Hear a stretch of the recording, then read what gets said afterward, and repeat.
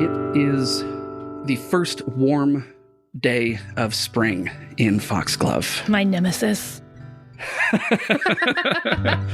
The camera opens up on Aubrey and Mara sitting in their office, their windows wide open, and the camera pans up to look out the windows a little bit, sort of a high shot from the corner of the ceiling, and the camera sees before you all here someone running at a dead sprint towards your office, being chased by something big and green. And the camera sort of zooms in on the person running, and he looks like...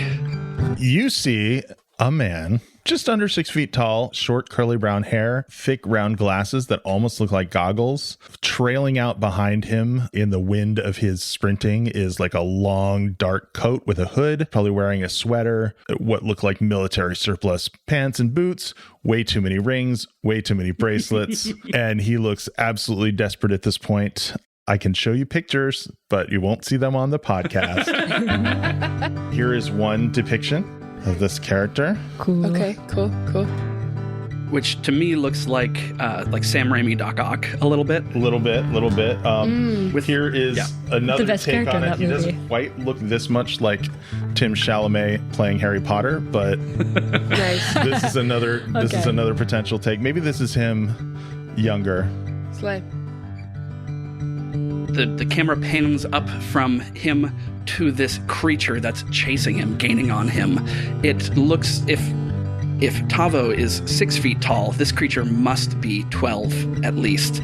And it is made of writhing vines, mostly blackberry and climbing ivy. It seems to leave a trail in its wake as it runs, bolting directly after Tavo. The office is on the second floor. There's a big wooden staircase that leads up to it, clearly built after the fact. Mara, do you think there's a sale at the pavilion? I'm hearing a lot of movement from down there.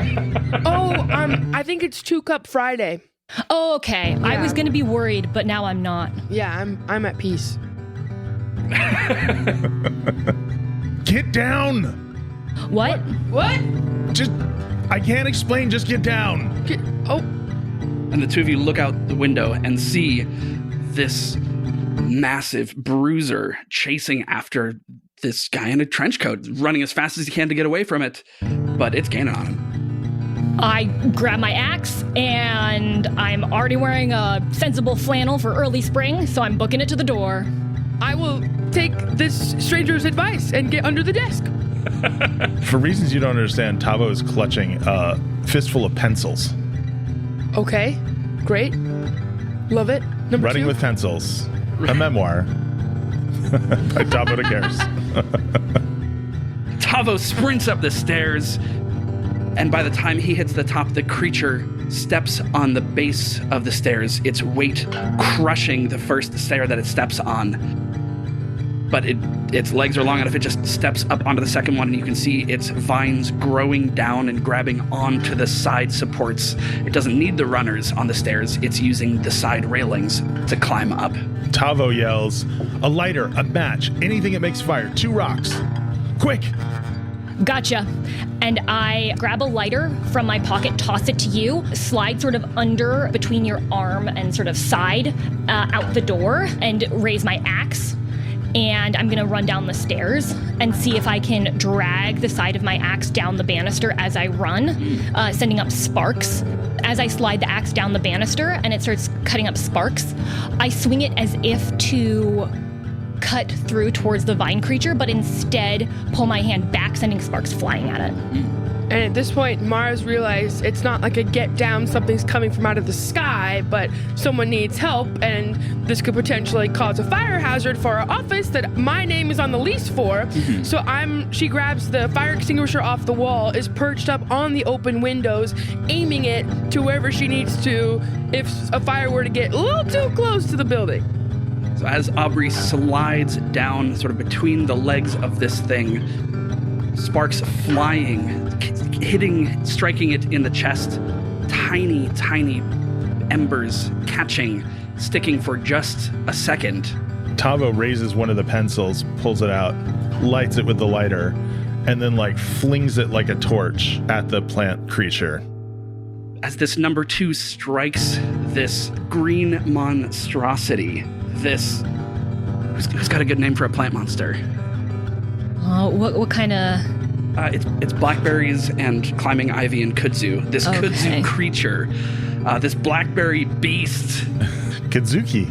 I was trying to come up with a kudzu thing. Fine vermin. Fine vermin. The pencil lands in a line with 2 of the sparks that struck it lower, and fire jumps from the pencil to the ember, and a giant gash of fire opens up in this creature's chest. It shrieks. You don't know from what. It has a head but no clear face, and it slumps to the ground. It immediately dries up, and the rest of it catches flame, and so does your staircase. We'll start using the extinguisher to put that out on the staircase as best we can. And if I need to like run around, get out of the window and more in and aim on the staircase as to not get anyone else on fire, I'll do my best to just put that everywhere. I try to see if I can collect a cutting of the plant before it burns away. Yeah. Cool. This feels responsible. I'm really sorry about the property damage. I really didn't think it would try to follow me into this narrow space. Is the threat neutralized? The creature seems to be lifeless now. A ill-advised in the center of the city burn pile that was set on your wooden staircase. And now that the threat is neutralized, let's introduce our players, since we've got a new voice in the room and several returning friends as well. Drew, welcome! Yay! So happy to be here. Real happy to have you, man. Let's go. My name's Drew. He, him. I am an improviser, mostly with CSZ Seattle. Drew, Lauren, and I all performed together at the end of 2023 in a show called Vision Euro, where we improvised a Eurovision-style song contest. And good grief, y'all. You're in for a treat. Drew brings the heat when it comes to big, bold characters. Undersell it. Brings the heat when it comes to pencils that are on fire. That's right, yes. The body in this holy place song that you sang at Vision Euro wasn't even that good, and I don't even think about it from time to time. It wasn't even I want to cool hear or it later. lyrically I want to genius. hear a reprise later. It was so God. good. Fly Away, Flightless Penguins definitely doesn't haunt my dreams. No. Well, the one I always remember is Spider on the Ice. That's Yeah. still Spider on the ice. 4 legs. Good, 8 is twice as nice. Yes. I was only in practice, tragically. But Sometimes the best musical improv happens in a practice. Yep. yeah. And it creates moments like these where we are so full of joy, but no one knows what the frick we're talking about. Audience, Spider nor do nice. I know what the frick. And yet I am brought joy. Camilla, welcome back. Hello. Yeah, I'm Camilla, she, her, and I am playing Aubrey Stump. She's got an axe now, and she's not afraid to use it. Good. The voice of support in the corner. Hi, I'm Lauren Drake, pronoun she, her. I am back again as Mara Vertere. She doesn't have an axe, but she does have a stun gun and other invisible weaponry that causes her psychological harm. Let's go, inner conflict. With us, as usual, on the 6 strings, playing all 6 of them with some regularity. Noah is here. He's not on a vocal mic, but he's here, I promise. What if someone has a conspiracy that they're like, Noah's not here? Noah's an AI that adds music in later. We just divide the strings amongst us, and each of us plays like 1 or 2. That sounds like the hardest way to play the guitar. Isn't that what Walk Off the Earth used to do? Yes. Yeah. Oh my gosh. As someone who has failed to learn the guitar several times, that sounds even harder than what I was trying to do. I am Helix. I'll be your host and game master for the day. A question that I had for all of you is, how'd you get started doing specifically musical improv? Well, for me, as part of Comedy Sports, which is the show that I started doing when I started doing improv, there are a lot of musical games. And so you have to do short form musical improv as a routine part of many, many shows. So that's how I started improvising. I was singing for a long time before that in scripted song. Is that a thing? Yeah.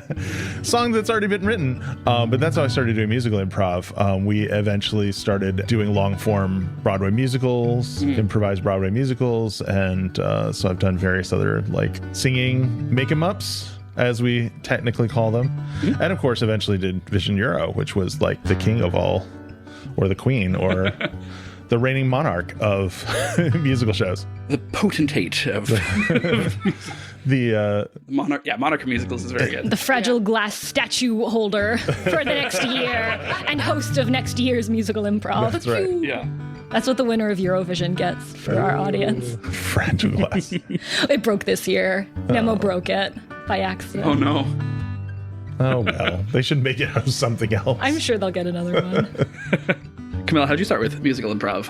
I was a fan of musical improv before I started doing improv.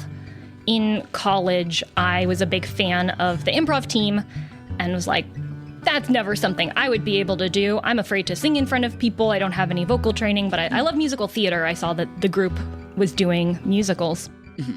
And I saw a show, and the format was called Spontaneous Broadway, or SpoBro, which is a format that I went on to direct a few years ago. Yeah. And I remember that they did a musical called Canniballerina. It was about a ballerina at ballerina school who was also a cannibal, and she had to pretend to be a normal girl. But she kept eating her classmates. And it was so hard to be a normal girl when she kept eating her classmates. And so there's like the title song was called Don't Touch Me, I'm Hungry. And I am so sad I never saw this. Oh my God. I still remember how it goes. And I saw that, and I think for me that was the moment where improv went from being something cool that I was really excited to watch to something that I felt like I would be missing out if I didn't at least try. And so that prompted me to start taking improv classes, some of which included like a little musical improv workshop at the very end. And I just had so much fun with that random little lunchtime workshop that, again, it was the sort of thing where it's like, well, I guess I have to audition for the improv group now because I'll regret it if I don't. And really that guilt and fear of missing out has sparked a whole many years of adventures since. For me, I got very excited because I didn't know about musical improv until I started doing it. And so I did a bunch of improv in high school. And when I got to college, that was the first thing in college that I was cast in. Sure. And just kind of became like a really beautiful backbone of my college experience of like always being really positive and really lovely. And so I had two amazing instructors at Pepperdine for the Pepperdine Improv Troupe, Brian Michael Jones, and Alan Simpson. And Alan would come in like once a month or so, and he would do these like musical improv workshops. And yeah, I've been singing since I was 2, in lessons since I was 10. Like singing was like has been my big thing forever. Yeah. And I was like, wait a minute, hold the phone. You're telling me that we can do improv and I can belt my face off when I'm doing improv? Are you kidding me? And it was just, I opened up parts of my voice that I couldn't access in voice lessons while I was doing musical improv because my brain was open and joyful and I was having fun. And like, it was just, everything I like, shout out to Brian and Alan, like they just, everything I learned is from them. And it was like this dark point in my life where we got to do a show and they were like, Lauren, can you improvise a song for 3 minutes? And I was like, yeah. And it was just the most amazing thing ever. So that was my introduction was Pitt. And then, yeah, coming back up here, the first thing I did in Seattle was improv too. And then knowing that there was an amazing musical improv scene up here, I'm like, this is so awesome. Yeah. And to sort of share a parallel but different perspective on what Lauren was saying about how musical improv, when there's not sort of a correct note or a path that you know that you're taking, when you can't prepare, it can really be freeing as a singer. and you can really surprise yourself. And for Lauren, that's like going from being an incredible and very trained vocalist to like doing even more incredible things and having more like tricks in your pocket. Yeah. And for me, the jump was like in a very sort of different part of that journey, but was from someone who had been told like you don't have a voice for singing in front of people to being someone who is now confident singing in front of people. In a performance capacity.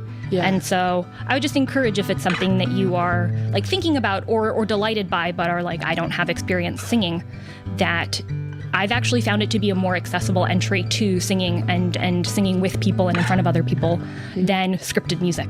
Yeah, it forces you to just rely on your ear and your instinct. And that is something that it takes years to do in voice lessons sometimes. So, yeah. Helix, what is your story? Like Lauren, I grew up singing pretty seriously, singing in a boys' choir and every other choir that was available to me. I spent a couple of years on the road before going to college with a small, like, traveling vocal ensemble. And one of the things that I learned to love during that time was just sort of sitting around with my buddy Rob on guitar, making up songs.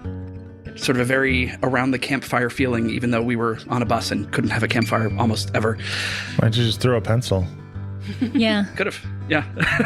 Man, hindsight's 2020. I know. When I started doing improv years and years and years later, like, oh, right, I missed just being creative, right? Because I was, got an engineering degree and was a consultant for years and years, like boring corporate jobs, fascinating, boring corporate jobs.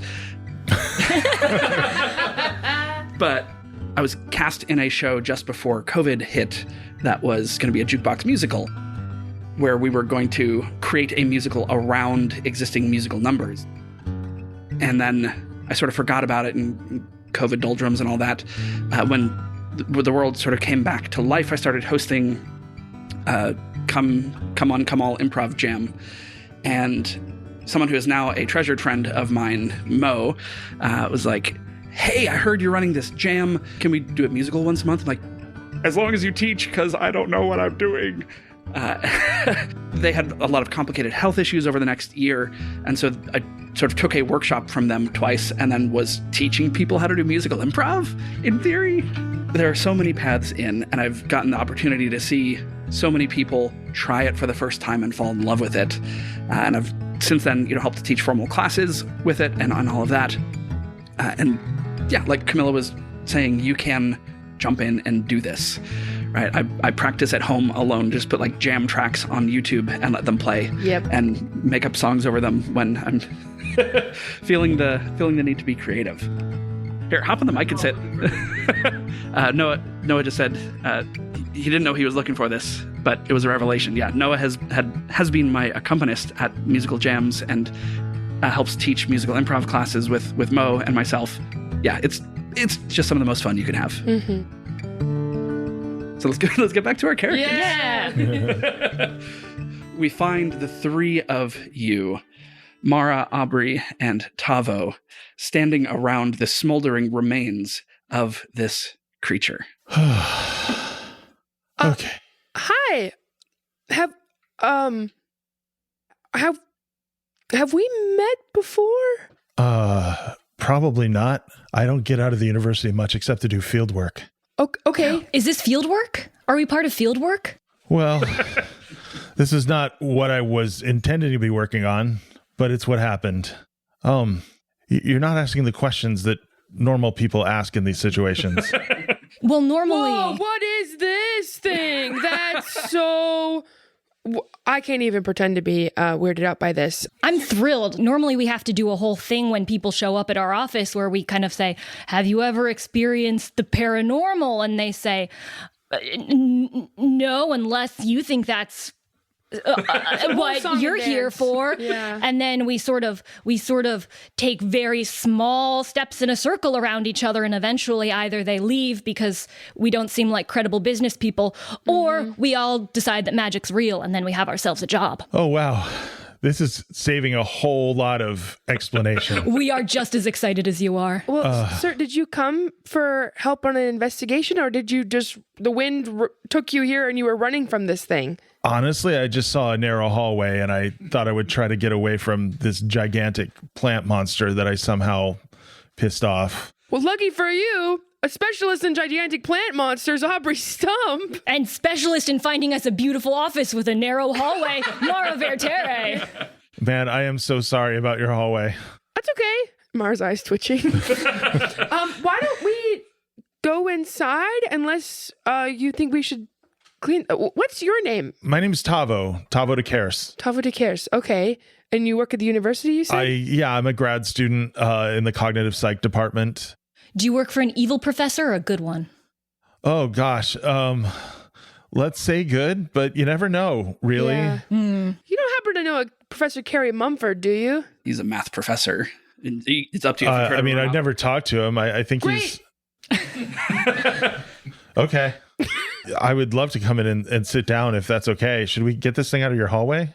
Yeah, I'll get it out of the hallway, and Mara, why don't you get our new great friend and potential client situated? Yeah, please, Tavo, come with me. Do you want some water or something? Oh, that sounds great. Okay, yeah, please come sit down. Aubrey, you got this? Yep.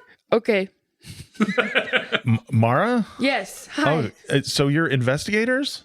Yes. Welcome to our office. Yes, we are a independent investigation firm, kind of specializing in the supernatural, in a sense. Why don't you describe the office as Tavo's Yeah. seeing it for the first time? Yeah. Well, so here's we've got the windows open, obviously a very nice spring day and smoke. Aubrey has her collection of plants that she's placed. There's in a lot the of house office. plants and different optimal lighting spots. So there's a nice couch, there's like a chair, we have a desk in terms of, and we have that nice bathroom with the fancy soap that we talked about one time. Yep. The aromatherapy soaps. Yep, the aromatherapy The bathroom soap. has so many decorative soaps. And it's relatively organized. There's a few papers kind of scattered. Mars Walkman's on her desk. And the smell of chili, persistent and hauntingly beautiful every time, fills the air. Isn't there also like just a cartoonishly large like wildlife photo of an antelope? Yeah. There it is. Yeah, behind the desk. Oh, Yep. how could I forget? It was what's the name of it? I think you named it as like a... It's a this wild markhor, mountain. yeah. Markhor, yeah. Okay. I also would picture like shelves too, with Yeah. just like some books that are normal and some that are a little mysterious. If there's a giant National Geographic photo of an antelope with like curly horns that's just staring at whoever's in the chair across the desk. Without taking his eyes off the antelope, Tavo goes over your bookshelf and goes, "Wow, you got some amazing stuff here. Oh, thank you. Is that a first edition Palmer? It is. Wow. Well, don't tell my professor. She'll be over here trying to steal it." I won't. I mean, not really. I'm joking. Okay, cool. Sorry. Please so you- sit down. Oh, thanks. So Tavo sits down, probably in the sofa, and says, so you guys, you investigate the supernatural? Yes, that's been, as Aubrey was saying, we do take on the kind of, mundane, run-of-the-mill investigation every now and then. The lost pet, the lost brother-in-law. But the cases that have been the most memorable have been ones that people come to us because a normal investigative service or law enforcement won't really take them seriously and know what they're talking about. But luckily we do. This is amazing. Okay, that's great. Why? Do you need you obviously you were chased by something. Well, yeah, but I mean, that was just kind of incidental. It's just one of those things that happens sometimes out in the field. But I was actually investigating some supernatural activity on Timbs Island. Oh. Do you know about Will-O-Wisps? Yes, Aubrey, I would defer to her as she would know more. Aubrey pops her head in through the doorway. She's like covered in weird plant slime. And has like a bunch of like cut up little bits of dead, dried out sort of vines under her arm that she's trimmed into a bushel. She says, "Will-O-Wisps!" Yeah, there's quite a lot of them out there right now. I don't know if you know about this. Aubrey, were you aware of that? Where are they? On Timbs Island? Oh. I haven't been to Timbs Island since a really weird experience in 4th grade. Yeah, I think it's since 4th grade field trip. Yeah, it was not a good day for me. Anyway. Oh. Yeah. Bodies of water can get just kind of complicated and bring out the really interesting part of my personality anyway. Let's flash back to this field trip. Yeah, we should. Little Mara. I think at this point, we were on the same field trip? Yeah, it's the same field trip because Okay, we were at the same school around that age, I think. Mm-hmm. Yeah. Yeah, you were in elementary school together, Yeah. right? Okay. Sort of split up in middle school. I picture us on like the beach, kind of separate from the group a little bit. Thank you for sitting with me. Yeah, of course. I noticed that you didn't have a partner for the partner group, so I'm happy to be a partner. I've noticed the teachers put you with me a lot, and I just want you to know that if you are getting tired of it, you don't need to. I know you have a lot of friends who want to be group partners with you. Oh, no, I'm not tired of it. It's actually kind of nice. I'm feeling like kind of weird today for some reason, and maybe making a new friend is a good thing. Can we get a Making a New Friend song? Yeah.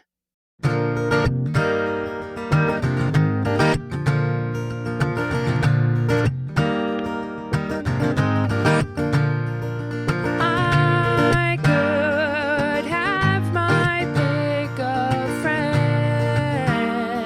And I couldn't. But even then, I think I'd pick you again. See, Tracy and Chelsea, they don't get me.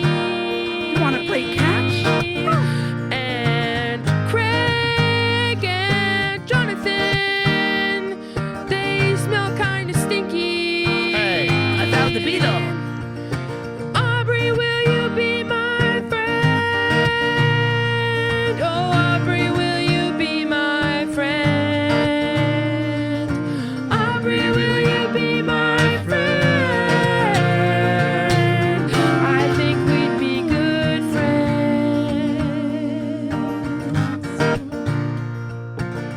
4th grade is hard.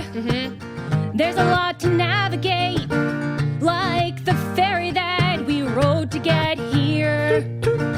But I saw from that ferry a lighthouse, one to assuage the fear. And then there were waves, and those were Chelsea and Mary and Madison too. But we weathered them and got ourselves to Timbs Island, and the lighthouse, in that metaphor, the lighthouse is you. So Mara, would you be my friend? I'll be your friend. Mara, would you be my friend?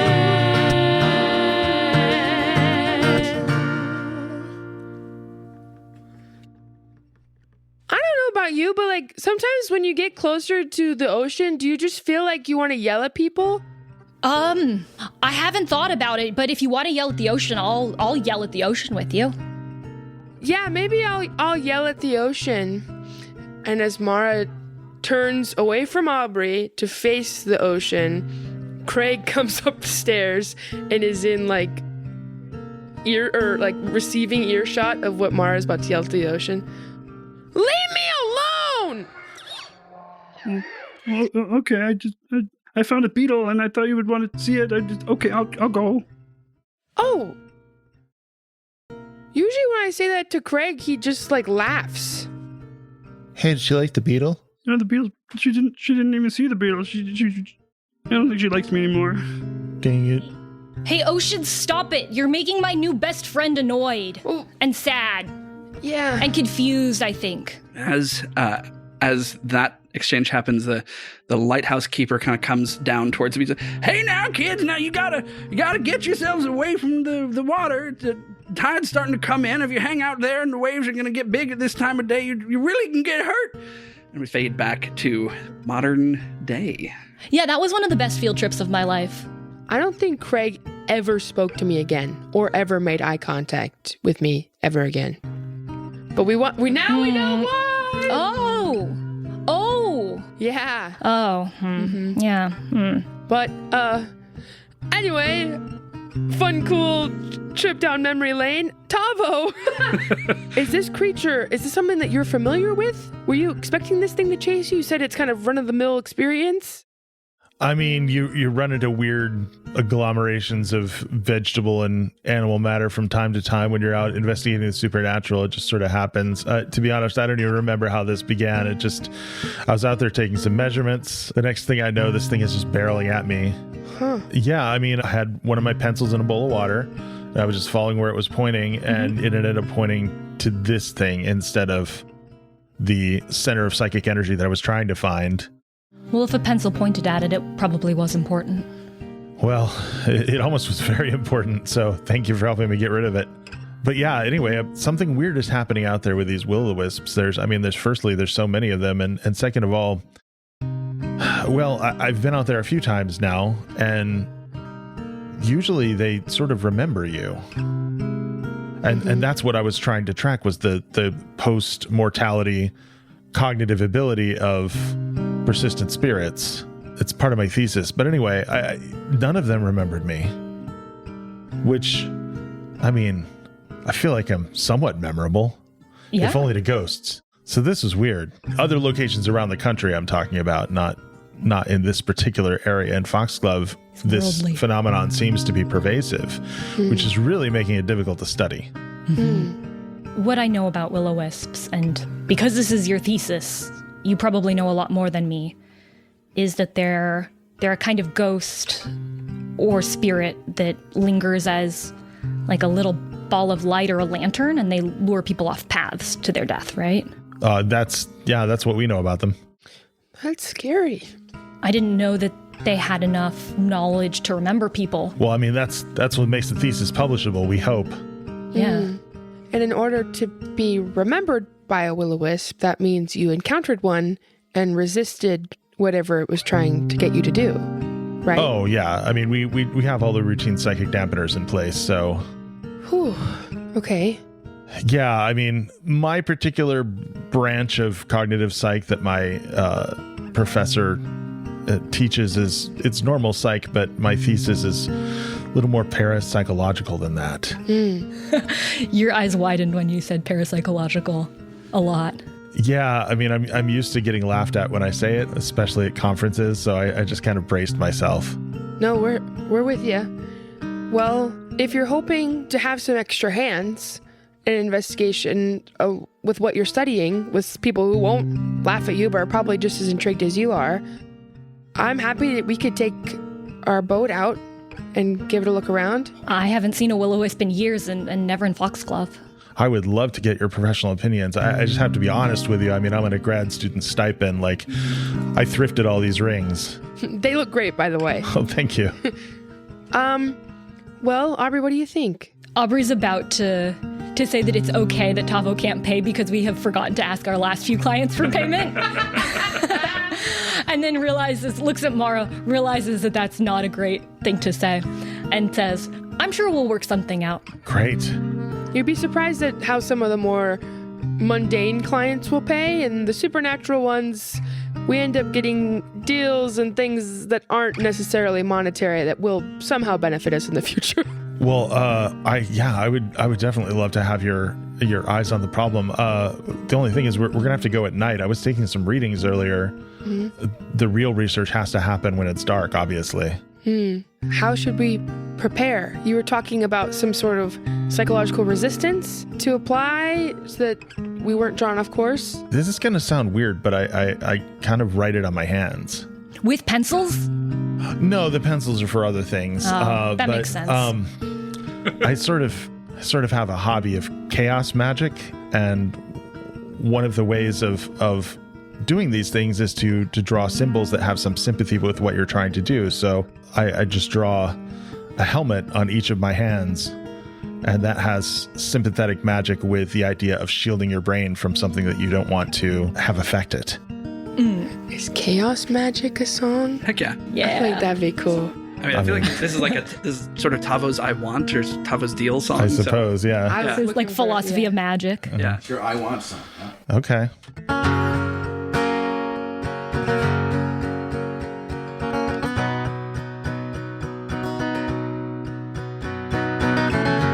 How can I explain how it works?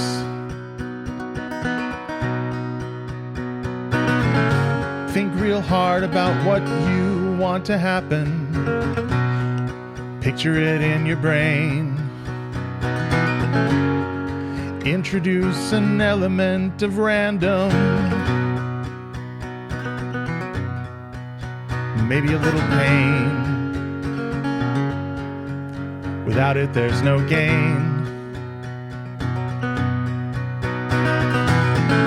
That's how chaos magic works when it works.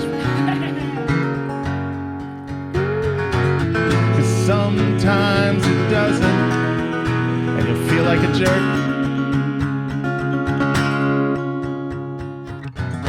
Roll some dice, flip some coins, introduce some element.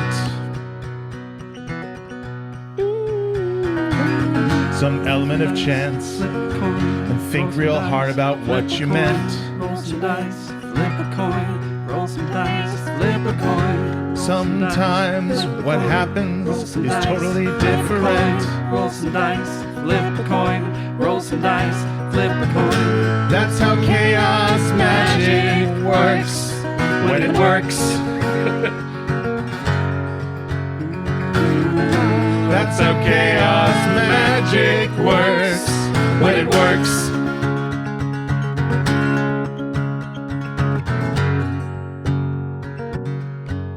Cool. 3-part harmony, roll a dice, flip a coin. I just gave Drew a little guitar pick. Yes. We give those to our buddies when cool stuff happens, and then you can spend it later if you would like to upgrade a die roll. Love it. Thank you. Which is a good reminder to me. We need to roll some story points here. Oh, yes. Ooh, So the odd ones. stories. So we're going to roll 4d20. Yeah, go for it, Camilla. The odd ones are going to end up or start in the player's pool. Evens are going to start in my pool, and they sort of pass back and forth between us. 3 starting in my pool. Yeah. I'm going to immediately move 2 of them over to your pool. Cool. Okay. Nothing is afoot. There's no mystery to solve. just happened. Everything was fine the whole time. It was just a lamp. It was just a lamp. Just a lamp. Just a normal lamp at the attic. Right. Yeah. All those addicts. There's just a bunch of lamps on this island in the woods. Love it. So things, as a reminder to the players, things that you can do with story points and guitar picks, you can upgrade dice. So like changing a green to a yellow.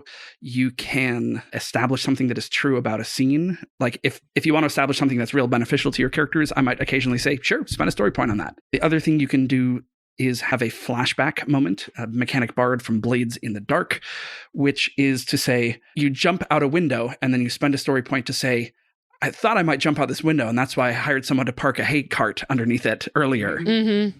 Like that level of convenience is at your disposal. To like know someone who would be really useful in this situation. Yeah. You can spend a story point and then they'll get kidnapped and then you'll have to spend a few arcs trying to save To them. have spent a summer making hay bales. Yeah.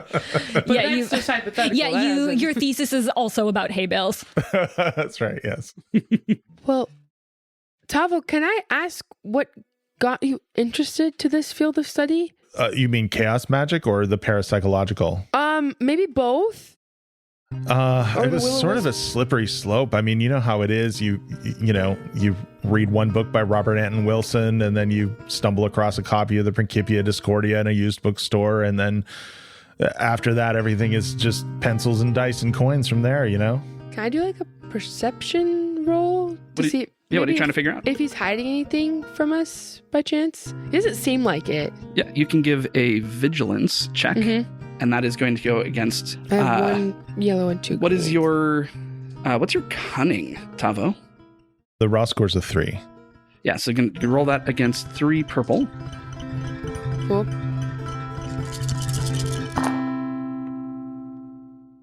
So that is a success with some advantages, Okay. which means she gets a pretty good read of Tavo's mindset at this point. Is Tavo hiding things? Like, how's he approaching us? I mean, there's probably more to the story, but what he's told you is the truth. Okay. He Cool. doesn't seem to be concealing anything. Great. Yeah. Yeah, there are a couple of advantages. I think there were 2 or 3 on there. If there are any things that you want to establish that are true. Yeah. Maybe he's a grad student? Mhm. Okay. I'm just wondering if there's like a record or something that like about either his studies that have already been published, or maybe there's like the glove box, maybe there's something that was published about his program, or just any paper trail that we could maybe look up. Not that I or Mara am suspicious of him at all, but just wanting to make sure we know who we're meeting, since we haven't had a situation like this before where, we don't do the song and dance with magic, but that it's just out in the open. Keeping the train rolling of our returning PCs being suspicious of all of our guests. More than 50% of the guests we've had so far have betrayed us. That's absolutely not true. It's true. It's been one. It's been one. It's true. It's happened one time. More than we knew what was going on. Greystone also. We love you, Fabio. Greystone was more than met the eye. Yeah. I still don't think he betrayed you personally. So we're just covering our bases now. So is this a situation where you would have seen something previously that would now have rung a bell for you? Is that the idea? Yep. You have probably seen posters, especially if you've been on campus, for experiments in parapsychology. Are you psychic? Do you have ESP? Do you think something is going to happen and then it happens? Come to our lab and do some Zaner card experiments. So you're a Ghostbusters professor. Yes. Think, except that the name on the posters is Professor DeNova, who is running the experiments. You would probably know about that. Yeah, it's possible. I don't know how much your characters associate with like magic, circles of people doing magic. Would there be any knowledge of that? I don't know. There are not like groups that do that publicly. Gotcha. But because pitchforks are a real problem. Yeah. Yeah. The people that you have encountered, the humans who do magic. Yeah. Right. Professor Mumford. A lot of them are one-offs. Yeah. Your old mentor, whose name I was looking for. Oh, yes. Your high school teacher? Your high school, like... Me and Thorn. Yeah. Yeah. Helix from the editing bay here. This character was introduced in an arc that we recorded and did not end up releasing, or haven't released yet. I went to look up her name in my notes, and the PCs just carried on having a charming conversation. So we're going to lose that thread and rejoin the PCs. This is probably not at this point in the conversation, but Aubrey definitely has a lot of questions for Tavo. I want to know, when you're in a used bookstore, how do you know if a book is old or magical? Because I've spent a lot of time in used bookstores looking for magical books, but I never found any. Oh, well, the magical ones don't usually end up in a bookstore. Okay. And the old ones you can usually tell because the spine is creased. I was probably looking in the wrong places then. A lot of used bookstores and just sort of grabbing something randomly and hoping that it would find me. Ah, I see. But it didn't. Actually, I've tried that technique in bookstores before. I can teach you how to set that up. That would actually be incredible. I think there are points in my life where randomly grabbing a magical book in a used bookstore would have entirely changed the trajectory of things. And then you just have a whole magical research department? Well, it's not a magical research department. It's still a cognitive psych department. It's just that my professor, she's got a lot of tenure and she gets away with a lot of eccentric projects. The university really wants to shut the parapsychology thing down, but she's just got too much sway, so it keeps going. That's amazing that you've got a whole community of magic practitioners that found each other. That's really cool. You're really lucky. I suppose that's true, but I have no idea how this thesis is going to be viewed by anybody outside of, well, my professor. So I'm hoping I have a career after this, but we're too far into this to stop now. Well, you said that it's best to go at night. Is there anything we can do until then to familiarize ourselves a bit more? Yeah, if there were to be a training montage, what would happen in it? Well, we can try divining. Oh? Practice that. What's divining? Well, if you got some bowls, I mean, I can actually might be able to do it in mugs if I break the pencils. It's just finding things by magic, basically. Okay. I think I've done this before by accident. What did you do? Aubrey pulls out her axe and just sort of says, sometimes I focus really hard and it gets warm when I get close to things. Yeah, that sounds like the right thing. Tavo takes and breaks a couple of pencils and was looking around for mugs. Oh, I grab one mug that says "World's Best Investigator," and then one that says "I love you, Grandpa," and then one that's like a painted pottery unicorn mug that isn't painted that well. There's one that was a gift for Aubrey from Mara that's a one-off with the logo of her landscaping company on it. Oh, yeah. Cute. There's one that sits on the shelf and no one's used in a while. It has like a line drawing of a cat flipping the bird to the to the viewer with both hands, and it says, "I do what I want." On the bottom. Yeah, if you reach out for that one, Mara and Aubrey both are like, "Stop! We don't touch that one." Okay. Definitely not a real mug that I have in my house. Nope. And that I use every time. Never know. I definitely didn't steal that from a former place of work's kitchen. I do what I want. It seemed like the right thing to do. I mean, the mug itself tempted you to do it. Yeah. Okay, and then Tavo fills up the mugs with water and says, well, who wants to go first? Me. Okay. Unless you want to, Mara. No, Aubrey, go ahead. Sets the mug in the water and says, okay, you close your eyes. Okay, I close my eyes. And then he fishes in his pocket and looks at the change that he has in his pocket and picks out one particular coin, puts the change back in his pocket, and says to Mara, shh, and then goes over and looks for a piece of paper or something to hide it under. And so he does that. And then he comes back and says, okay, you can open your eyes now. Okay, I open my eyes. Here, take the pencil.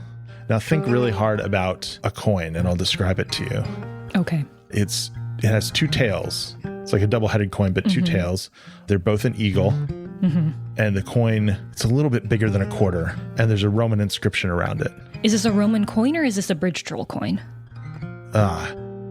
Well, it's sort of hard to explain. A little bit of both. Great. Okay. No, that makes more sense. Think about it.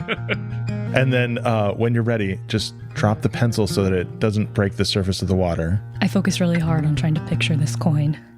And I then set the pencil gently on top of the water. Perfect. Now pick up the mug and follow the point of the pencil, thinking about the coin. I do so. I'm going to need... Focus so hard. You're going to need an arcane magic roll. I'm not good at those. Yeah, it's a simple task. This is going to be just against one purple, but let's get some dice rolls. Is that intellect? That is intellect based, yes. Okay. And you're going to get one blue from Tavo's instruction. You're a good teacher, Tavo. Yay. That's 2 successes and an advantage. All right. The pencil kind of like turns a little bit and then seems to settle on pointing toward a piece of paper on one of your desks. As you follow it around the room, that's where it leads you. Okay.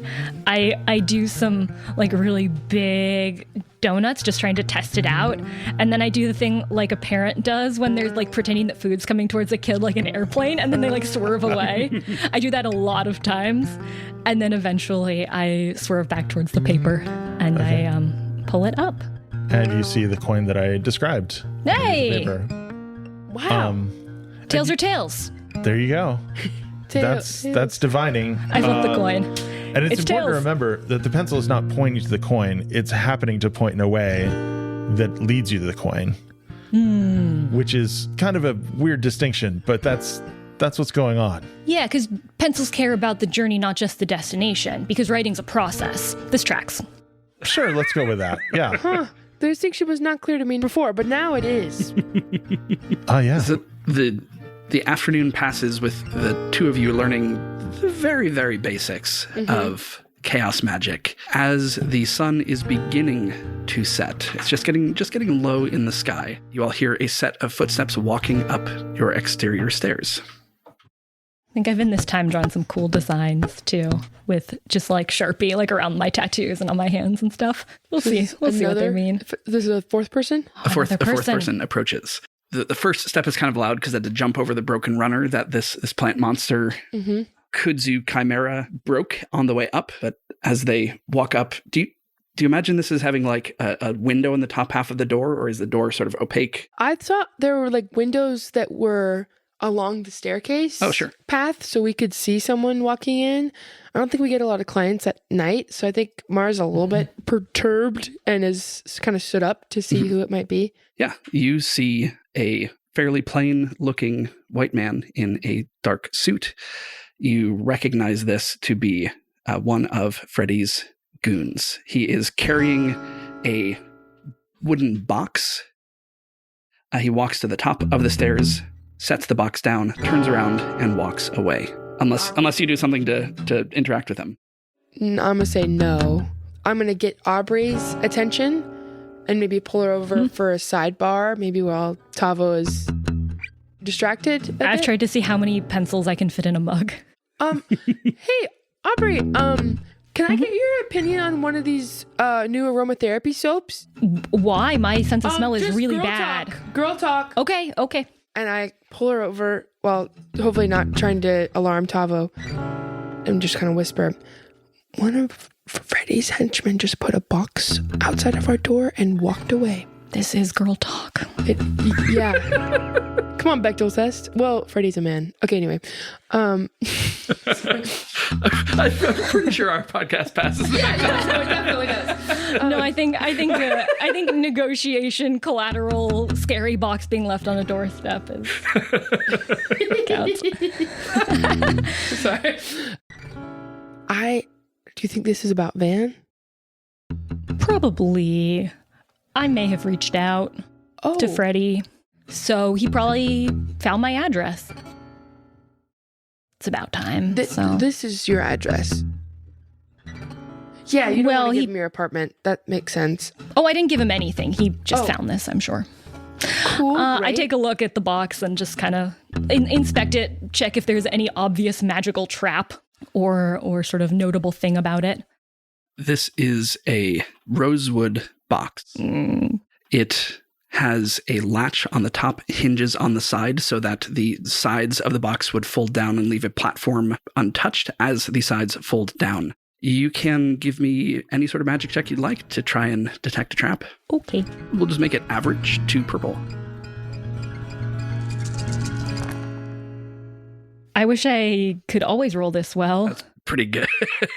That's 5 successes and 1 advantage. I know so much about rosewood, my friends, and boxes. So you are fairly certain that there is no trap on this box. Is there anything with the sort of additional success to infer anything as I sort of open it up and inspect what's in it about the sort of emotional state or intent with which it's been sent? I'm sure there will be a letter that will maybe make it even clearer. The contents of the box are precisely placed and secured in place via routed out hole in the platform that precisely fits the base of the plant pot that is contained inside, out of which grows a bonsai witch elm, a fairly forgiving, fairly beginner-friendly bonsai plant. One of the ones that Van indicated to you if you ever want to get into the hobby, the craft. So this is proof of life, basically? Or would I interpret it that way? It's definitely a nod in that direction, yes. The things that you know, that Aubrey just knows, having spent time with Van, having spent so much time sort of researching nature. Witch elms are, in Celtic lore, they're said to ease the passage into the underworld, to guard those who are dying. And there's sort of a Celtic saying that translates to the elm hates men and waits because they're so frequently dropping branches that kill people. Would I interpret this as then sort of, if it is proof of life and also a death threat, is it a death threat against me or against Van? What a great question. There is, in addition to this, as you lift up the pot, underneath it, there is a letter that is... Oh, great. Okay. Sealed with wax. It has the seal of the Von Sweeten family, which is a harp, a sort of stylized harp with music notes coming out of it. Yeah, of course it is. Any listeners who are jumping into the podcast now, you should go back. You should listen to the investigators. What's that one called? Invitation. The investigators' invitation. Thank you. I named it, and my brain farted with it. You should go back and listen to the investigators' invitation. Inspectors. You should go back and listen to the inspector's invitation and figure out why this guy is a jerk. Yep. We hate him. I mean, he seems like a nice guy to me. No. Sorry. I don't want to say that Aubrey opens the letter. Does she open the letter? Oh, yeah, of course. I last sent this man a thinly veiled death threat. I want to know what his response is. Do you want to read it onto the... Sure. Ooh. No tap. Mm-hmm. Cool. Well, he's not very nice. Okay. Uninvited, you entered my home. Unprovoked, you stole from me. Unforgivably, you caused me to lose face. You behave thuggishly, and yet you wish me to treat with you formally. Very well. Your vassal remains in my care. His efforts in my garden do seem to take their toll on him, but he is well fed and free to come and go as he pleases. He enjoys his work more than most. In fact, most would say it is inspired. Having work you enjoy that you can really sink your teeth into is such a rare gift. He's a lucky man. Madam Stump, if you wish to treat for the release of your vassal, meet me tomorrow noon at the center of Park Bridge. Come alone. I offer you safe passage to arrive and depart in peace. If I see your mortal law enforcers or even hear a siren, your vassal's life is forfeit.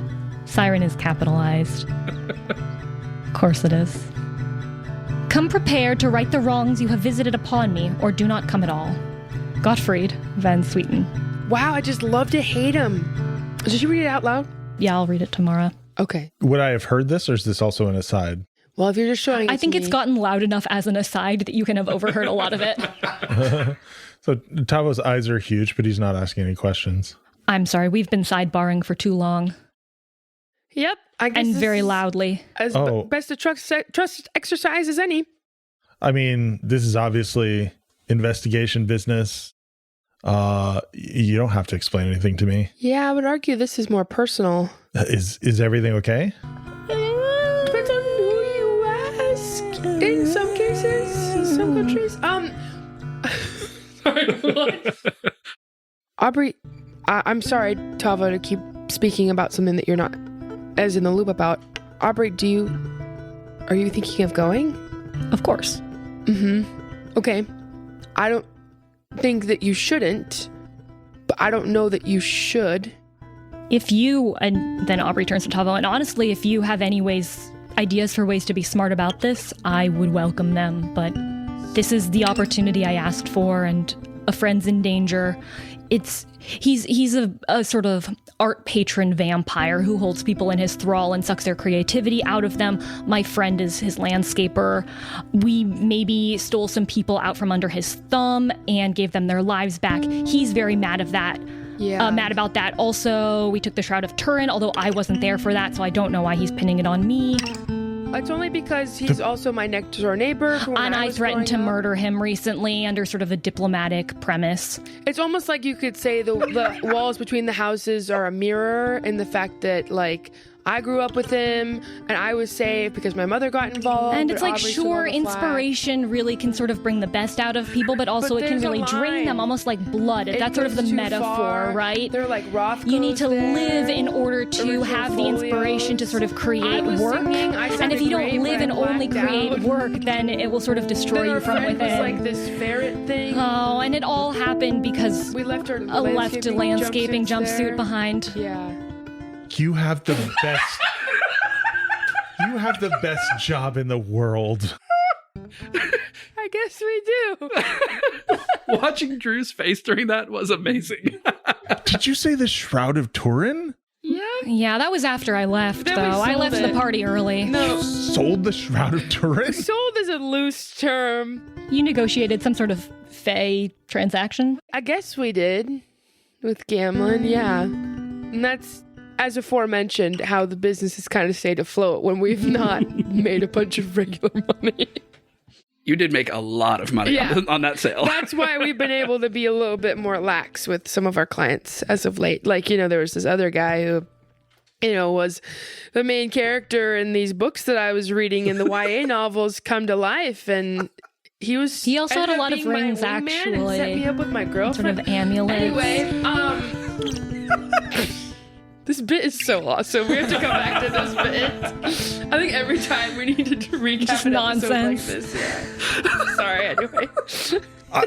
Wherever you have to go to get involved in this, I totally will come with you if you want me to. It was really clear that I come alone.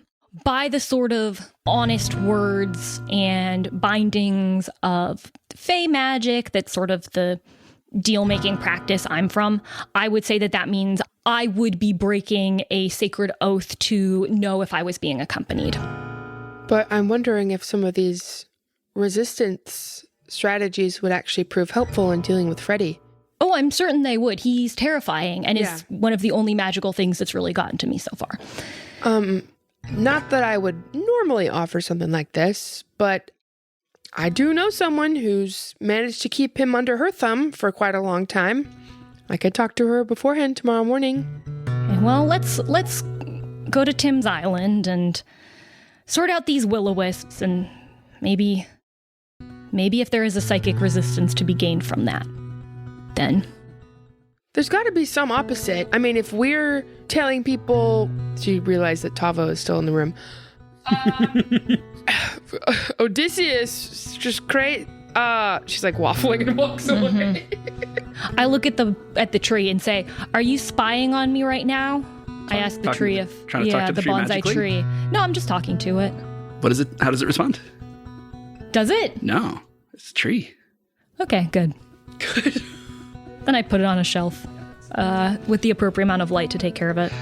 So the sun sets and the three of you walk out of this office.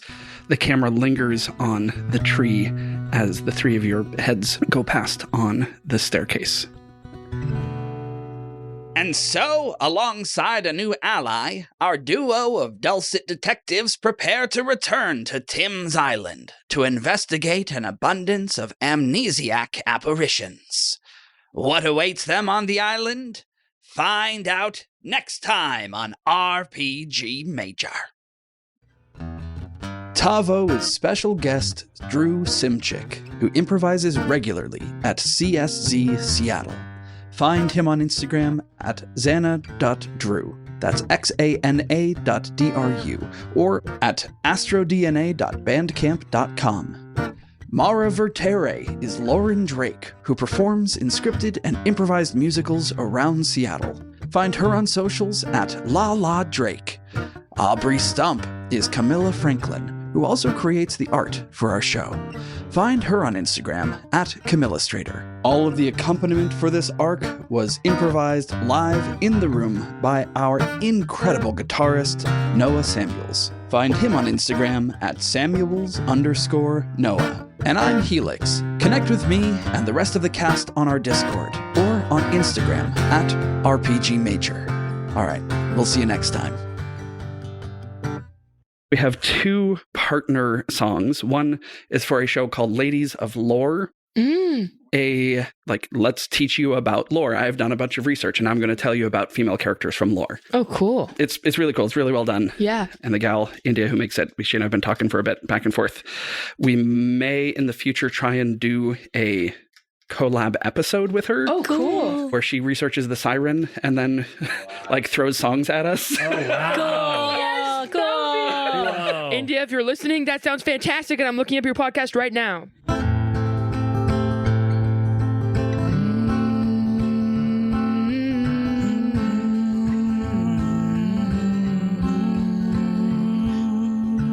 We all have lots of ladies in our lives, but we may not know the secrets that they hide. Oh, mother dear, you're just like me, ladies of lore. And If you want to know more, sit around the campfire with the ladies of lore. If you want to know more,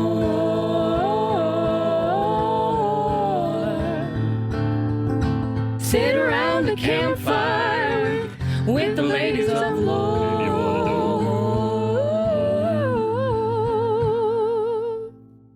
I'm following it. It's weird. I'm just going to say it out loud. You're great. But I genuinely, every single time, like, feel nervous getting started. Mm-hmm. Yeah, it was the best field trip. Sorry, that's still young voice. The more of like silly internet trend things. It's like, I'm passing the phone to the person that's most likely to win at a game of Willow chess, and I pass it to Aubrey. And Aubrey's like, I'm passing the phone to someone that when they tell you to do something, you really want to listen to them. I'm sure if anyone learned Willow chess, they could become really good. It's just that everyone, when I start explaining the rules, people seem to zone out. We're ready to start recording. Yeah. We only have another hour or so together, so let's... Let it be known that I do know what the rules of Willow chess are. It's very clear in my mind. If you want to learn, reach out. The people have to know. Willow chess ad. That's my own story. That's so funny.